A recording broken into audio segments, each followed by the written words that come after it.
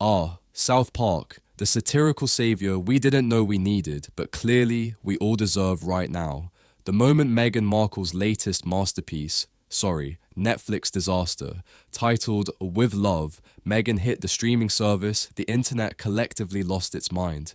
And let's be honest, it wasn't in a good way. Fans of Trey Parker and Matt Stone, still basking in the glory of their 2023 Worldwide Privacy Tour episode, are practically foaming at the mouth, eagerly awaiting round 2 of their Take No Prisoners takedown. Who can blame them?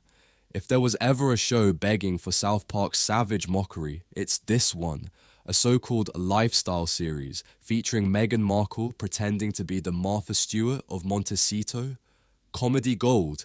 People, comedy gold. First of all, the premise is laughable, bordering on absurd. Meghan invites us into her world of homemade jam, overpriced party favors, and deep introspective musings about, you guessed it, herself. The cherry on top? It's filmed in a $5 million rented mansion because, of course, nothing screams relatable like a home with more bathrooms than most people have. Rooms. Each 30-minute episode does its best to sell Meghan as the ultimate domestic goddess. But spoiler alert, critics are already tearing it apart. Words like gormless, pointless, and so bad it's good in a car crash kind of way are being thrown around like confetti. One might argue that Meghan and Harry have reached that sad, tragic point in their careers where it's no longer good. It's just so bad that it's morbidly fascinating. But is it really good if literally nobody is watching? With dismal audience interest and scathing reviews, even royal commentator Richard Fitzwilliams has jumped in, noting this might very well be the couple's make or break moment. And spoiler alert, it's looking a lot more like break. Naturally, the online peanut gallery wasted no time summoning the one entity that could give Meghan the takedown she so desperately deserves, South Park.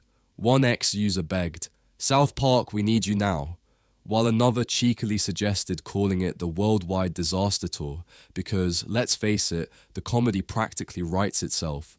Meghan and Harry's endless parade of failed projects, let's not forget the infamous Polo documentary that no one asked for, has already given South Park an endless supply of material. And let's not forget their first takedown of the Sussexes.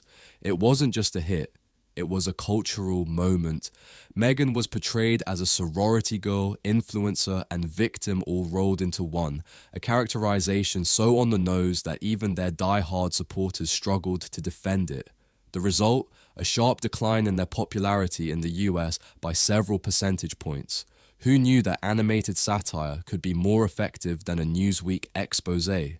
So now here we are, watching Meghan try, and fail, to pivot from failed podcaster to failed lifestyle influencer. And South Park? Oh, they must be licking their lips at this one. Picture it, Meghan hosting an extravagant dinner party, carefully instructing her audience on the art of cutting strawberries into hearts, while a deadpan narrator dryly informs us that yes, this is an actual show on Netflix, and no, we're not hallucinating. Cut to Harry, looking bewildered in the background, clutching a polo mallet and wondering where it all went wrong. You couldn't write this stuff if you tried, as Guardian.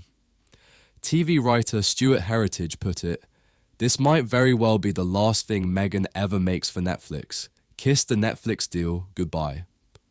And honestly, that's probably the kindest thing anyone has said about her show so far.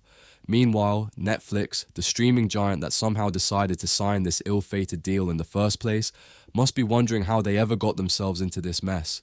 Sure, when The Crown was running alongside the Sussexes projects, the whole thing made sense, but now, the Sussex brand has lost its shine. Spotify's gone, book sales are dwindling, and Archwell is about as influential as a PTA meeting in a small town. So what's next for the world's most self-parodying couple? If With Love Meghan is anything to go by, probably another round of painfully awkward reinvention attempts, trying to convince us that this time they've really found their niche. But for now, we wait.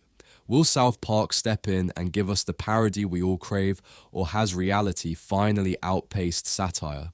Either way, one thing's for sure, Meghan Markle's unintentional comedy show is far from over, And honestly, I can't wait to see how this train wreck unfolds.